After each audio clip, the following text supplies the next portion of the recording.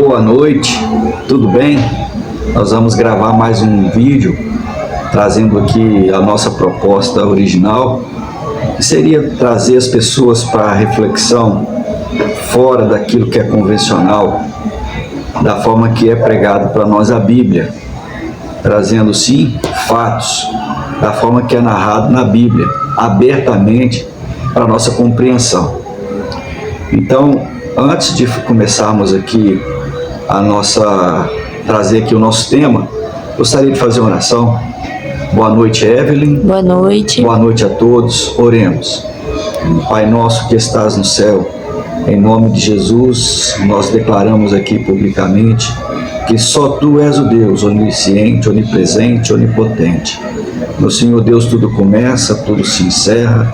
Te pedimos, vai nos lares, ó Deus, nesse momento, que estão enlutados, em conflito, mães e pais com seus filhos no mundo do crime, vai nas cadeias, nas prisões, nos hospitais, aonde tem alguém necessitado nesse momento, precisando do pão de cada dia, supre todas as necessidades, porque está escrito na Tua palavra que devemos orar por todo homem na terra. Nós te pedimos em nome de Jesus que nos dê a guia e a direção do Teu Espírito Santo. Amém. Então, o tema que eu queria trazer para vocês aqui hoje seria a vida, ou seja, melhor, o nascimento de Moisés. Uma coisa que me chama muita atenção, que eu sempre falei aqui, é como que a Bíblia ela tem muito sangue, muito derramamento de sangue, inclusive de crianças. E uma coisa que me chamou sempre a atenção, entre outras passagens, foi o nascimento de Moisés.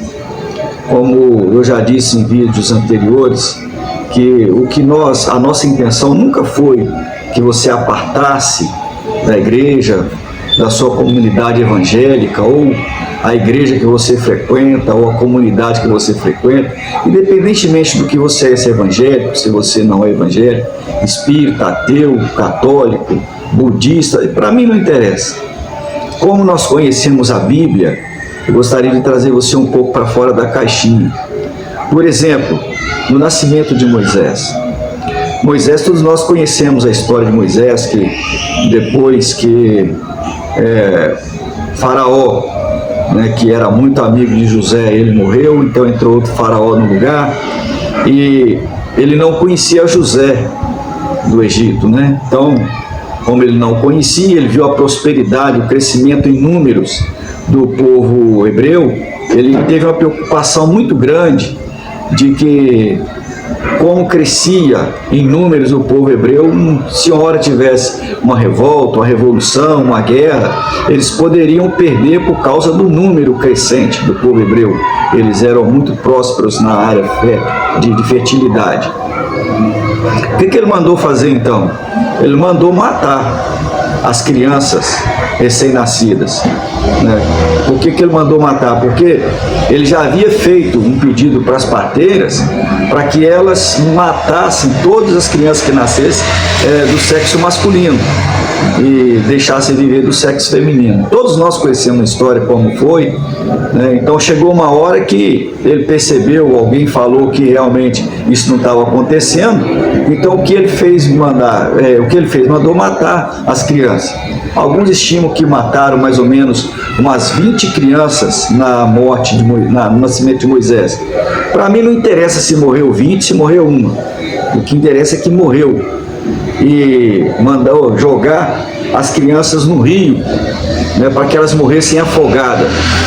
Como todos nós conhecemos a história, que Joquebede mandou ela construir um cesto de vime, e betumou, colocou Moisés dentro, colocou na água, a filha de Faraó achou, enfim, todos nós sabemos que no final a própria mãe de Moisés criou ele e foi paga pela filha de Faraó para que ela fizesse esse trabalho de criar o seu próprio filho, Todos nós conhecemos a história. Mas o que me chama muita atenção são dois fatos curiosos, quando Moisés nasceu. Primeiro, Moisés nasceu porque as crianças foram mortas afogadas e a mãe de Moisés conseguiu esconder ele durante 3 meses e não conseguiram achar ele. Como que a mãe vai esconder uma criança recém-nascida, né? Porque criança recém-nascida normalmente chora. Chora porque quer mamar, chora porque sente dor, enfim. Mas ela escondeu ele durante 3 meses, não conseguiram achar Moisés. E por causa disso, como eu disse antes, não importa a quantidade, morreram afogadas, estimam aí 20 crianças mais ou menos. Isso me chama a atenção, esses 2 fatos, né? Do afogamento das crianças e da mãe ter conseguido esconder. Além do fato da própria mãe ter criado ele, e ele cresceu, foi criado pela própria mãe até uma certa idade e recebendo um salário pelo trabalho que ela estava prestando, assim no entendimento da filha de Faraó. Depois do crescimento de Faraó, todos nós conhecemos da escravidão muito agressiva do povo hebreu dentro do Egito, né? E quanto mais o Faraó impunha serviço, né, braçal, forçado, pesado do povo hebreu, mais eles cresciam em número, né? E chegou um ponto que todos nós conhecemos a história que Moisés, ele um dia viu, porque apesar de trabalhar o trabalho braçal, forçado, né, como escravos ali na terra do Egito, o povo hebreu sofria muito, né, porque eles sofriam açoites, quando eles não conseguiam produzir aquilo que os soldados esperavam que produzissem. Então, quando ele viu um dia um soldado ele maltratar um hebreu, Moisés matou o soldado. Ele matou o soldado, enterrou o corpo dele, porque ele sabia que ele poderia sofrer sanções por aquilo que havia acontecido. Mas ele conseguiu esconder o corpo. Mas depois o crime veio à tona, quando Faraó ficou sabendo do acontecido, do fato, então ele começou a perseguir Moisés. E Moisés teve que então fugir do Egito, a ponto que nós sabemos que ele foi perseguido por muito tempo, mas indo para o deserto não conseguiram achar ele. Até que então um dia Deus manifestou para ele na sarça de fogo ardente. Então isso me chama muita atenção, porque a Bíblia não esconde o fato. E nós podemos falar então que o que me chamou a atenção no nascimento dele, na morte das crianças, Deus sabe o que fazer, e nós não temos o que falar, nós não temos o que contradizer, e muito menos contrapor. Mas a Bíblia não esconde. Mas o que me chama a atenção é que, de forma convencional, a romantização desses fatos, de que Moisés, para que Deus livrasse Moisés da morte, foram sacrificadas, afogadas, estima aí umas 20 crianças, e que depois dele grande, depois de Moisés crescido, dentro do Egito, conhecendo o que era o Egito, né? E ele viu um dos seus sendo maltratado, ele também matou o soldado, escondeu o corpo, a ponto de que ele pensaria talvez que ele nunca fosse descoberto o crime, mas o crime veio à tona e para ele viver, ele teve que fugir. Isso tudo era plano de Deus? Sim, mas a Bíblia não esconde os fatos, porque Deus sabia que depois mandaria ele dentro do Egito, porque ele conhecia todo o Egito, a cultura egípcia, a questão política, econômica, enfim, os problemas sociais, ele conhecia tudo do Egito, ele foi criado dentro do palácio do rei. Então Deus precisaria dele para voltar lá, para poder tirar o povo cativo do Egito. Então, o que eu queria trazer você para fora da caixinha é que quando for falar a respeito de Moisés, tem que ver um todo. Não aquilo que a gente quer entender que aconteceu. É realmente entender o que aconteceu de fato. E a Bíblia não esconde isso. A Bíblia, ela conta os fatos abertamente para que todos entendam. Da forma que ele nasceu, da forma que ele cresceu, da forma que Deus usou dele para poder tirar o povo do Egito e até a morte de Moisés também.